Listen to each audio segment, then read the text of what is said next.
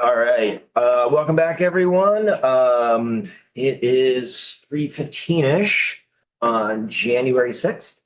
We're picking up committee work with the Secretary of State's office. We are just checking in with our friends from across the street and doing a little tee up on some of the work that we are looking at digging up this year. So yes, please, Deputy Secretary, feel free to join. Invite Jen Cullen up too. Is that okay? Love that. Yeah. We're getting the band back together. Totally. You want another chair, you could grab. Rep Hoopers. Rep Hooper's actually not with us today, so that's a viable seat. It's so nice to see you all. It's great to be back and I hope that you all are enjoying your first day. For the record, I'm Lauren Hibbert. I'm the Deputy Secretary of State and I have with me Jennifer Cullen. I'm the Director of the Office of Professional Regulation. You probably have noticed that her title changed. Thank you so much. And we have our new General Counsel here, Emily Carr. Emily, you may recognize from the Department of Corrections. She was with that agency for many years, but we are so happy to have her at OPR now as our General Counsel. Yes, we've made some really exciting changes at OPR. And so as I understand it, you want to hear about Secretary of State priorities. The majority of them are OPR priorities, which is why Jen is here. But in terms of Secretary of State priorities, we don't have a huge agenda, primarily because we don't want to make significant changes to election law this session because it is an election year. It's just not great for us to modify anything substantial, or even if it seems not substantial, it can have huge ripple effects. We are aware that there are two bills that are possible, themes that are possible. One is the Voter Rights Act. We do support state implementation of the Federal Voter Rights Act. And the other is a campaign finance bill that we haven't seen the language of. So we don't know, or bills, there could be multiple, but we know that there's been a lot of discussion about campaign finance. We need to look at the particulars of that to understand what impact would it have on this election cycle for candidates, for the public, for our office, for our systems, all of the things that you would anticipate we'd be concerned about. We need to see that. So we look forward to reviewing it and we'll have a position once we understand that. We don't have a business services bill this year that I'm sure some issues will pop up because they always do. And we don't have a VASARA bill this year. We are working on, we're gearing towards a bill next session. We'd really like to have a bill next session for with VASARA and the town clerks. We're doing a comprehensive audit of all the statutes that mention town clerks and all of their duties. For instance, you may not know that town clerks are supposed to receive a certificate for logs that are floating down the river. You have to file a certificate with the town clerk. Well, we don't float logs down the river anymore. And that's lingering statutes.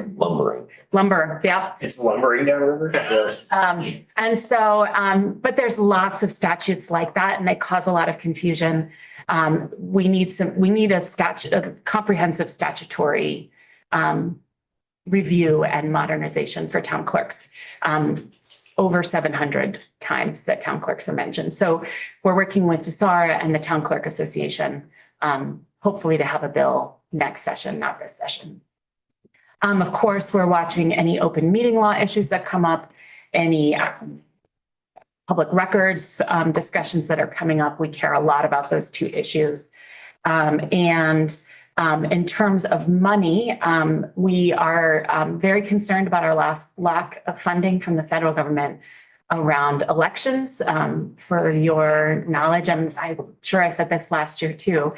We typically have always received the small state minimum from the federal government, which has been $1 million a year. This administration has changed that. It's now $275,000. And that's a really dramatic change for us.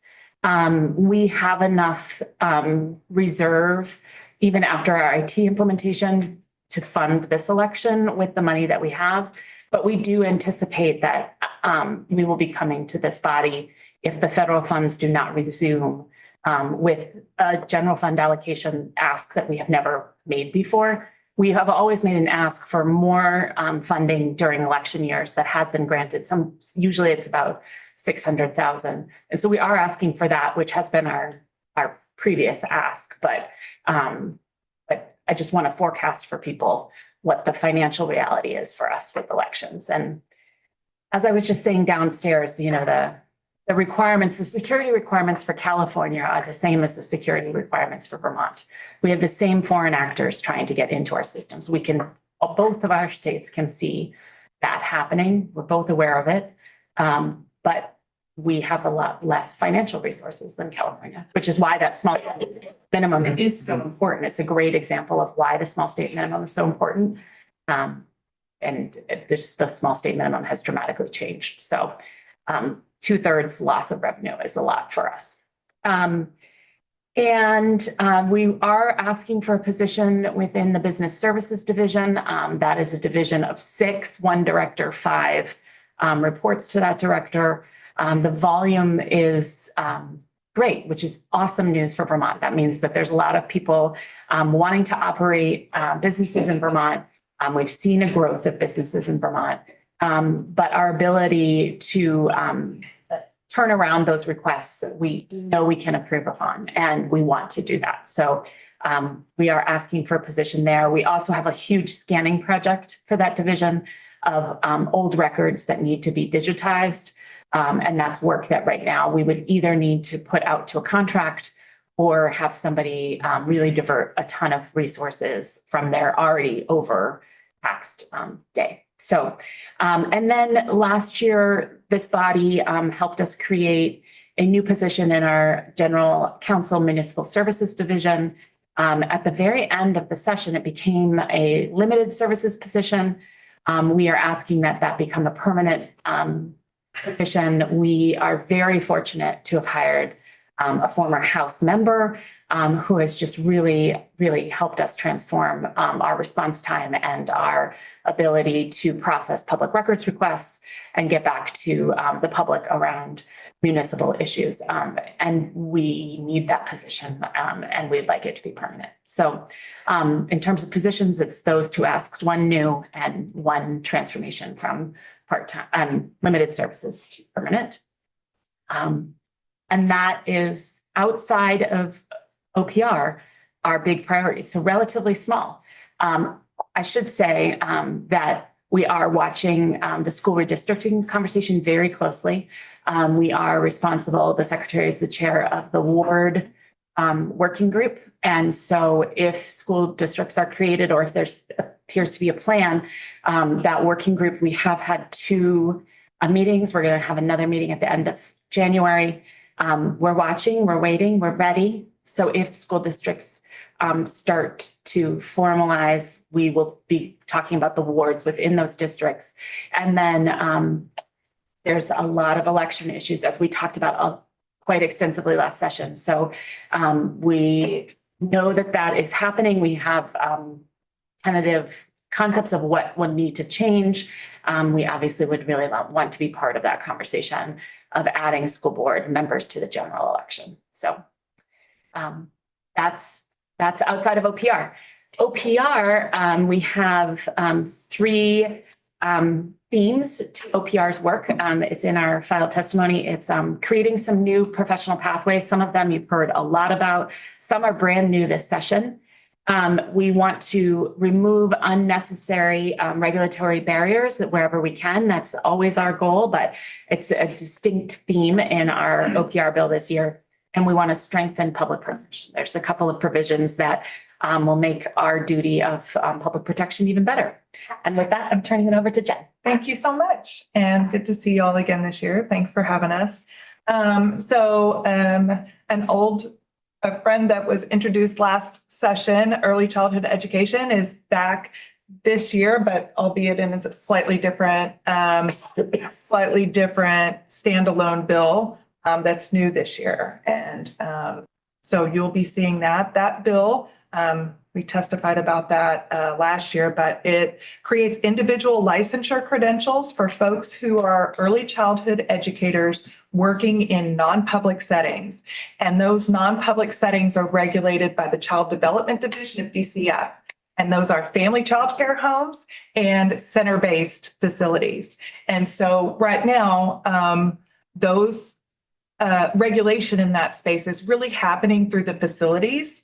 And OPR did a report last year saying that essentially for public protection, we should grant individual licensure to the folks who are working within those facilities in lead teacher and assistant teacher, positions. So that's something that we'll be hopefully talking with you more about this year.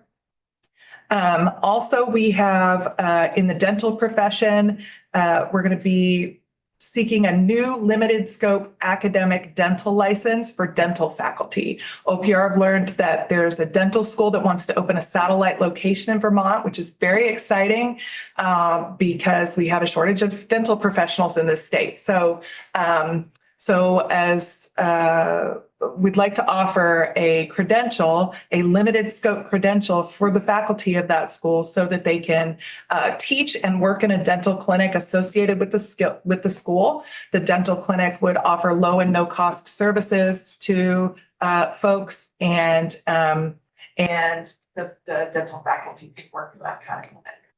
So that will be part of the OPR bill. In psychology, there was a bill that passed the House last year, H237, about psychologists prescribing. That's doctorate level psychologists who get additional training and experience, more education. We will offer a specialty that allows them to prescribe mental health medications. So that's a very exciting bill.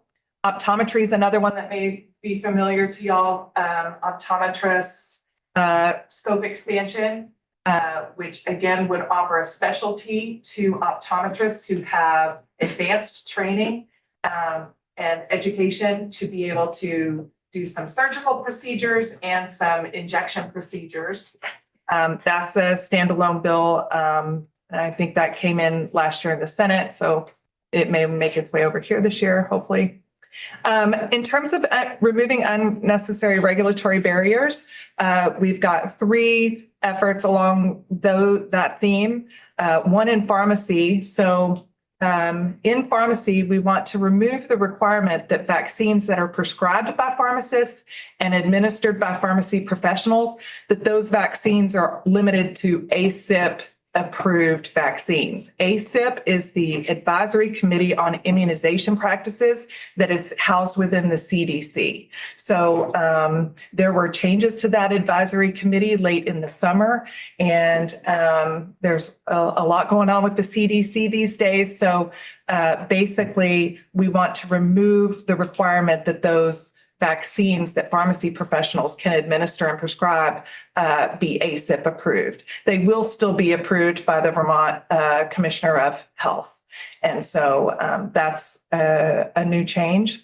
Funeral services, we want to include additional services in the scope of what the practice of funeral service is. So those services are cremation and natural organic reduction and alkaline hydrolysis. Those are already approved services that can be provided in funeral, but we wanted to be sure that funeral directors understood that that's part of the scope of their particular license, so that they don't need to get an additional license to be able to offer those services. Right, that's right.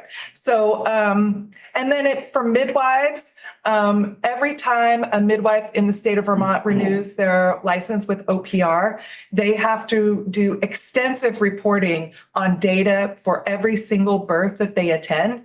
And we gather that data for the Department of Health. And it's a really onerous requirement. And I think as part of onboarding midwives as a recognized profession, I think there was some, I don't want to say distrust, but I'm going to say it. Hesitancy. Great. Better word. There was some hesitancy about that. So they wanted a lot of data about every single birth that was being attended by midwives. I don't think that data is really being utilized much, and it's not really serving a purpose. Right now, we also have additional reporting requirements that if there's a birth that goes wrong, or if there's something that happens on a midwife attended birth, there's a peer review process that they're required to go through. So we still have plenty of public protection oversight there, but we're wanting to curb all the data that they have to report on. They'll still have to report some data, but hopefully reduce that burden.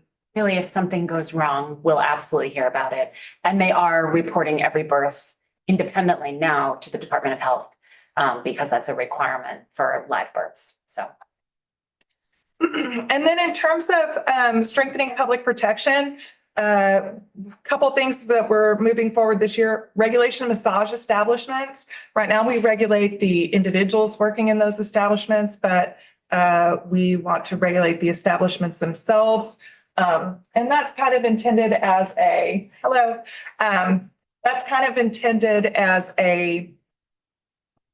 tool in the tool belt to help fight human trafficking, frankly. So the credential that would be required for establishments would be a registration, and sole practitioners would be exempt from that requirement. So the sole practitioners wouldn't have to get 2 licenses. And that would also come with us having stronger authority for inspection of establishments so that we can send inspectors in. Next, we have in our unprofessional kind of conduct authority, we have, there's a reporting requirement that healthcare facilities have to report to OPR when a licensee in their facility, their privileges have been curtailed or taken away. So in other words, if you work in a hospital and you're a licensee at OPR, if the hospital's taking away your ability to practice in some way, it needs to be reported to OPR because that's the result of likely unprofessional conduct. The way the statute's written needs a little bit of clarification because there's a double negative in there that makes it a little bit hard to understand when they have to do this reporting. So we want to straighten that out and make it clear so that they know when they're required to report. And then the last thing, and I have to say I'm really excited about this one. I joined OPR in 2017, and I've wanted us to do this since that time. So the last thing that we're hoping to move forward this year is a voluntary alternative to discipline program. OPR is going to be asking for the authority to establish that kind of program through rulemaking. Alternative to discipline program is something that we have in nursing only. And basically, there are 2 arms to that program. First, for people who have substance use issues that have not yet impacted their business or their profession. So in other words, we don't have any complaints against them, but they have a substance use issue that they're concerned could ultimately impact their practice. We would have a program where they could report themselves to OPR and engage in this program where they would be required to do monitoring and drug testing and have an evaluation and mental substance use treatment. And that would be kind of monitored by OPR. That's a way for people to kind of hold themselves accountable and to get better, and also to assure that it doesn't impact their practice as professionals. It's a public protection measure. And then the other arm of the alternative to discipline program would be for folks who do have complaints against, at OPR on minor practice issues. So something that probably wouldn't warrant a prosecution, but something that could be remediated through additional coursework. You know, they put an IV in somebody incorrectly and it wasn't a huge risk to that person, but there's additional education that's needed. That would enable OPR prosecutors to offer that person practice remediation and then if the person completed the coursework or did whatever remedial work was needed, then that complaint could be dismissed.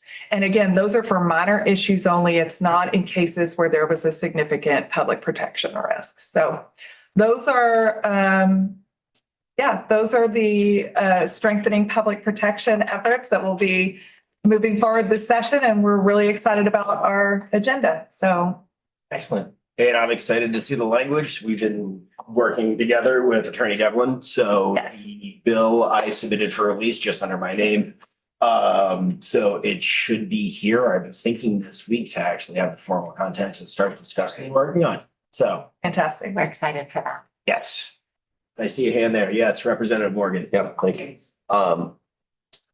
So ma'am, you were talking to optometrists. Yes. Y'all are in support of moving forward with some of the things they're looking to do that are, for lack of a better word, a little more revolutionary in their world, so to speak. Really allowing them to practice to the full scope Broader of their scope. training and Yeah. experience Yeah. with their optometry work. So Yeah. yes, we are in support of that. Okay. That's been how many years has OPR been involved How in that? many years has OPR existed? No, Yeah, just we've done so many reports on this scope expansion, and initially we did not agree with the scope expansion. I think largely because we weren't getting a lot of information from optometry schools about, what coursework is offered and how that's being taught in optometry schools. But we've done a lot of work with the professional organizations, and last year we did kind of come out in support of the bill that was offered, and there's been some revision to that, or was last Okay. year, so we do support it. Okay, great. All right, thank It you. really, it requires additional education It does. and it is a limited set of procedures. So And I think they've come to us saying that they're willing to put forth that work to do that, to expand that scope as you put. But I do know they and the ophthalmologists yeah, have loggerheads on that one. there's a couple of areas, and this happens with scope. It may come up with pharmacy prescribing. It definitely comes up with psychologists prescribing. It definitely comes up with optometry. But we also have workforce shortages. And we know that people, on all of those issues, we know, or OPR knows, and has provided reports to you, Yeah. that the training is sufficient, that Vermonters would be protected. And if something went wrong, we would use our enforcement process Sure. and we would revoke or suspend or condition the I would hope so. credential, right? Immediately. So we know that we have tools to remove bad actors, and we are confident that the training is sufficient. But yes, a theme could be, we could have had a different theme, but it would have undercut our other three, taken away from our other three. It's making sure that the workforce is strong. Right. We're seeing that in pharmacy, we're seeing that in funeral, we're seeing that in every profession that we're talking about. So these are responses to making sure that the workforce is clear what they can do, how they can do it, and making sure that we are not creating barriers to that. So for scope expansions, that's definitely true for optometrists and the psychologist prescribing as well. I agree. For massage, we are putting a restriction on the practice, but it really is in response to the work that we did. When we did our original Sunrise report, we did not recommend registration of the establishments. But now that we've been in the space, and we're now at 3 years, I believe, regulating. If you look at our registry of complaints, a third of them roughly are related to human trafficking. A third of them, maybe even a half of them, quite sadly, are related to sexual misconduct that's not human trafficking. And so it's important for us to make this policy shift. Thank you. Yeah, no, I remember I was discussing that pretty extensively last year. So when I saw the original draft of the language and copy come in, I was happy to see that we're moving forward with trying to solve that problem, because it's real. I will say, I know that, and I don't know if we're out of time, and I appreciate if we are, but it did come up in SGO. There was a question about the mental health reform, because we really do want to do that. We have been talking about that. That is not in this bill. And we have made a very conscious decision to wait until next session to do that. It's a significant statutory rewrite, We want to make sure that we have all of the stakeholders on board, or as much on board as they can be. And we also, the executive officer position that, thank you for creating, thank you. She hasn't started yet. That's what happens. You know, you guys create a position and it takes time for it to create actually in DHR. And then we have a whole recruitment process, the right person. And then if it's the right person, they're going to have things that they need to wrap up. So she's starting in February, and it didn't seem right to do that work without her fully on board, fully understanding the history of the issues. And we're really excited to do that next session. We think it's going to take at least 1 year, probably maybe 2, which is why it didn't make sense to start this at the second year of the biennium. But if you have constituents who are concerned about mental health, we are too. We know that this is a workforce issue. We know that it's a problem, and we're really committed to changing it. Thank you. Thank you. We look forward to picking the bill up when we get it on the wall. Great. Appreciate it. All right, now we're gonna do a clean pivot to our next group. We have Steve Howard and Mr. Vince Luzzi. Unless Steve just wants to fly a solo on this one. My New Year's resolution is to keep Vince from speaking to legislators, so I'm gonna have him sit quietly in the corner. all have goals in the new year. Also my goal. Okay. That's a good one. Welcome back. Thank you. These are very nice digs. I don't think I've been up here You sculptor. since you moved to the fancy. Really? We were here almost. I like it. I just got the theme to the Jeffersons running in my. Hey, you know, it's all about the simple. Don't know what the Jeffersons are. You know what the Jeffersons are? I know. Yeah. Straight in. Is that right? I realize I'm aging myself. Yeah. Anyway, This is fact. Thank you, Mr. Chairman. table is yours. For the record, I'm Steve Howard. I'm the Executive Director of the Vermont State Employees Association. This is my 13th year at the VSEA, which is surprising to everybody involved, including myself. But here I am. So I'm very pleased to just walk you through some of the things that I hope that your committee may have time to focus on in this legislative session. I do want to reference and encourage you to take a look at a document which I believe we've emailed to you.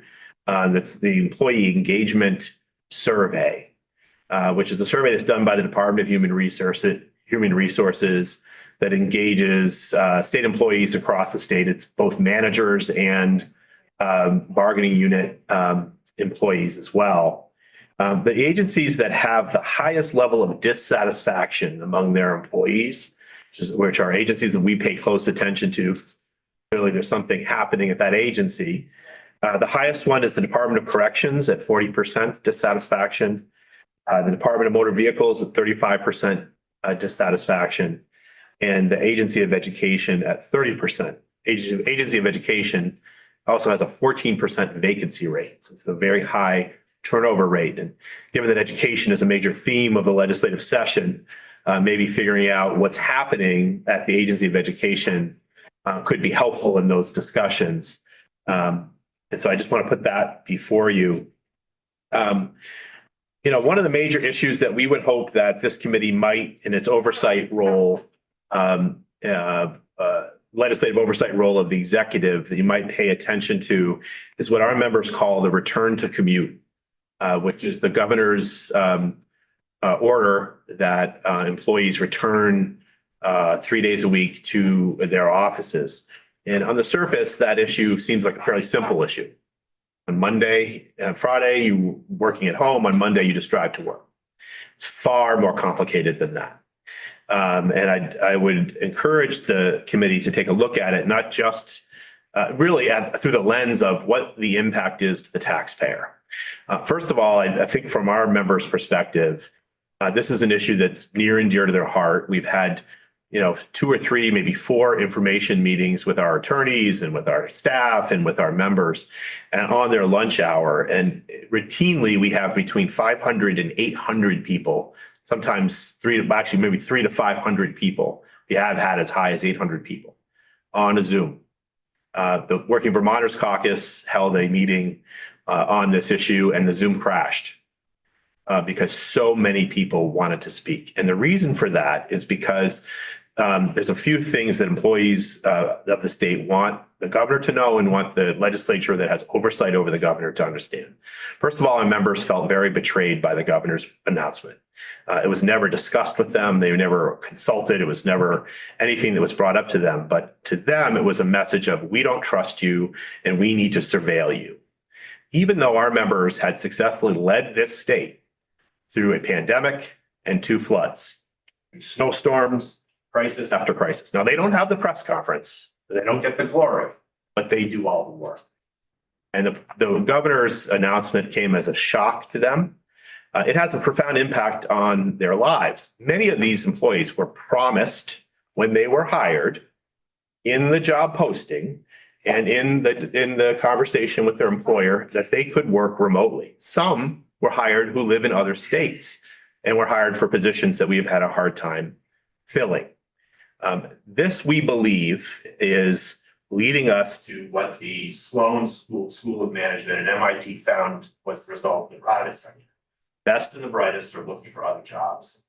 The hour-and-a-half, 2-hour commute that so many folks are now required to do 3 days a week is too much for them.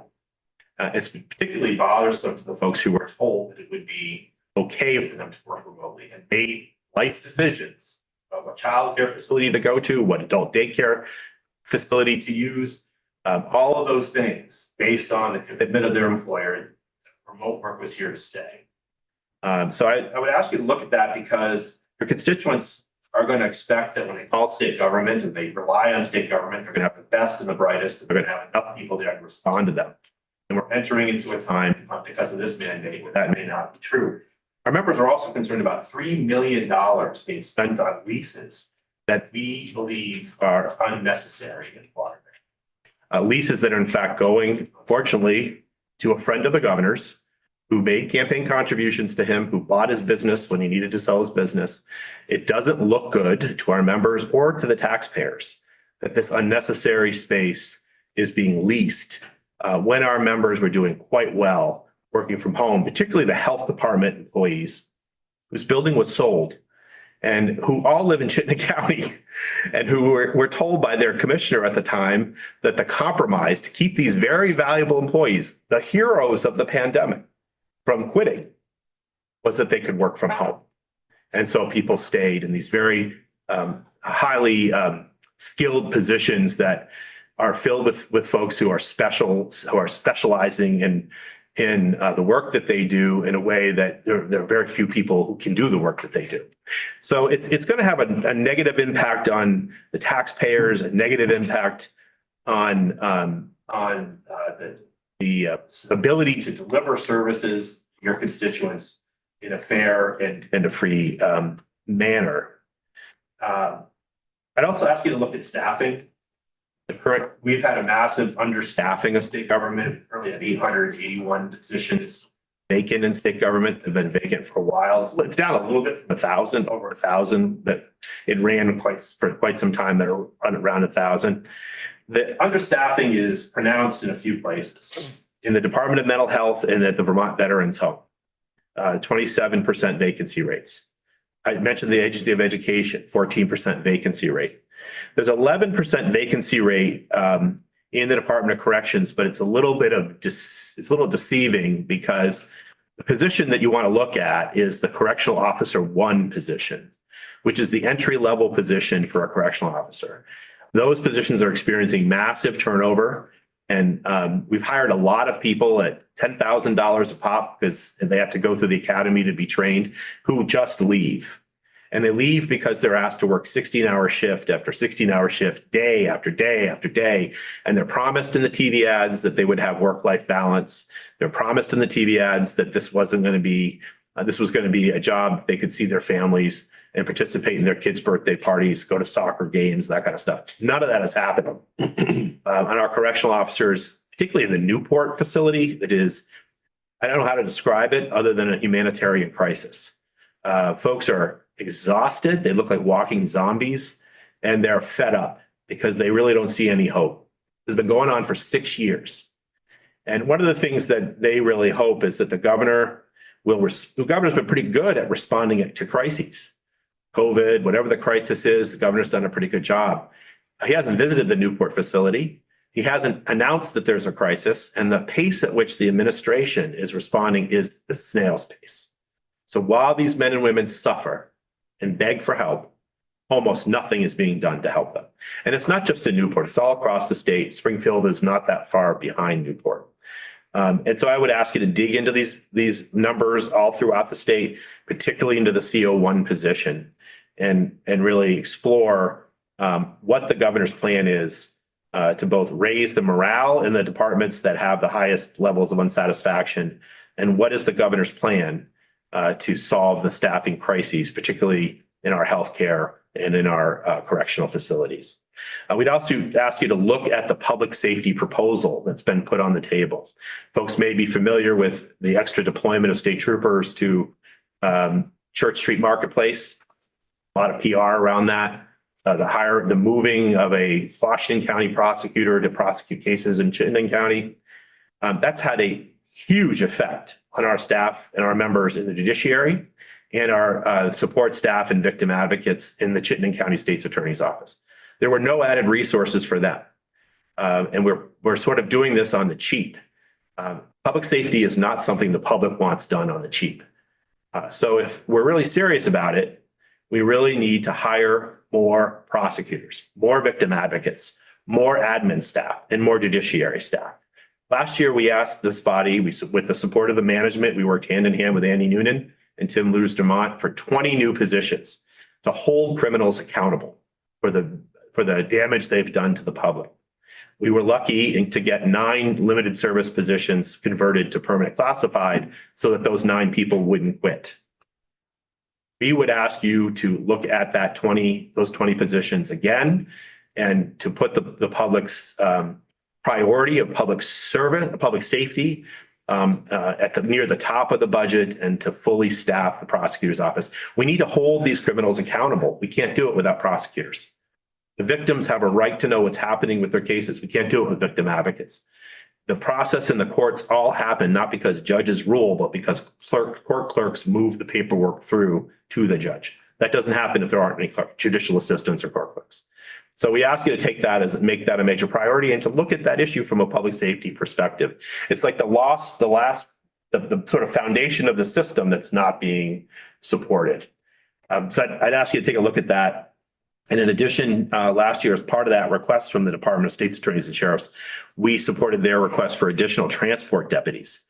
Our Department for Children and Families spends hours with kids waiting for a transport to bring a kid to a therapeutic facility somewhere in the state, because we don't have one.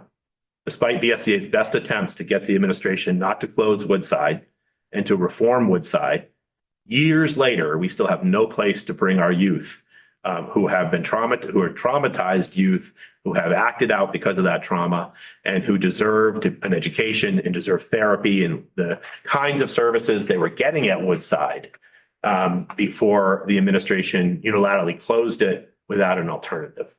So that's an issue that I think is a public safety issue, because many of these folks are judicial. These kids are involved with the judicial system. And right now, often they're released because there's no place to put them, or they're brought to the Marble Valley Regional Correctional Facility.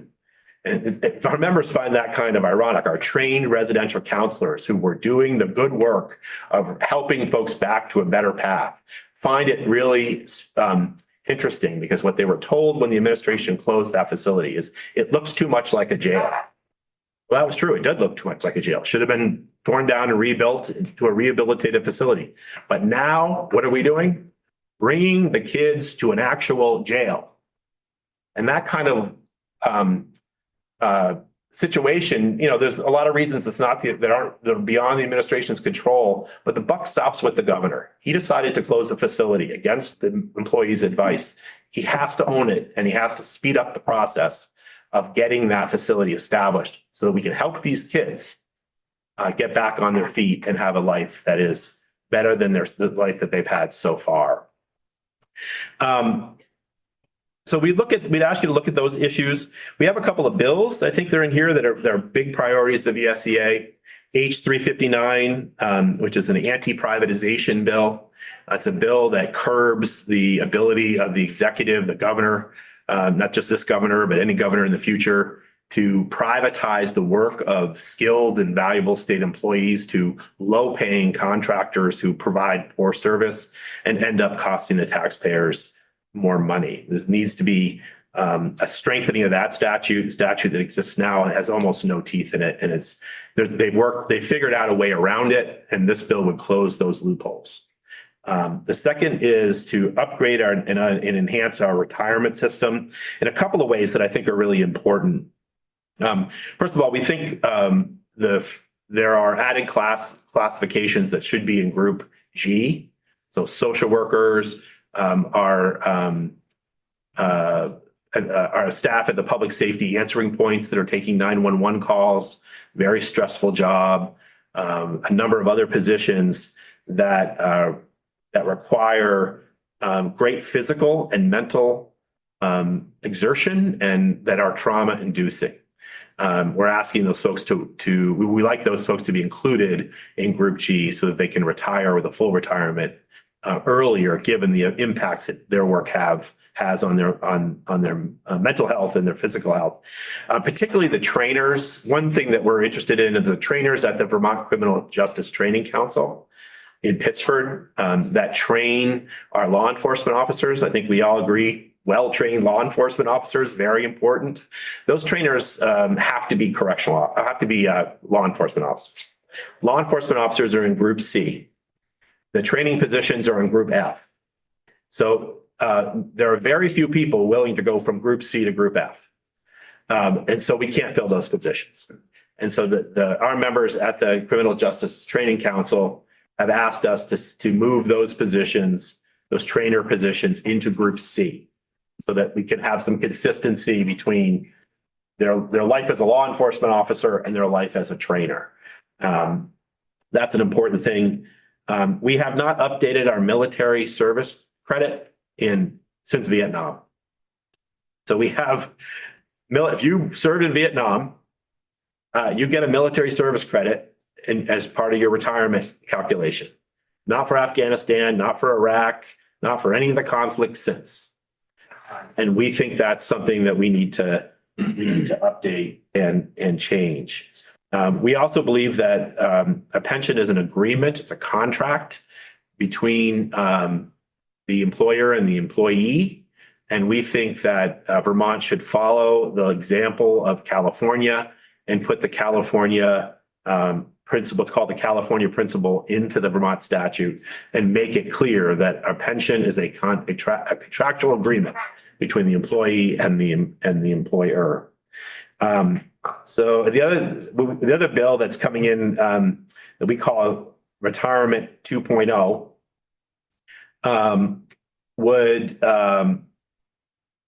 also, I think, write something that we think is an injustice. So if you're a correctional officer, or you're a nurse, or you're a family service worker, AOT worker, whatever it might be, and you are disabled as a result of an attack, that you were attacked by an inmate, attacked by a youth, attacked by a parent, attacked by a patient, whether the patient knew had the ability to control the attack or not, and you're disabled as a result of that attack, you now are eligible for a disability retirement, which is substantially lower than the retirement you would have had you not been attacked doing your job.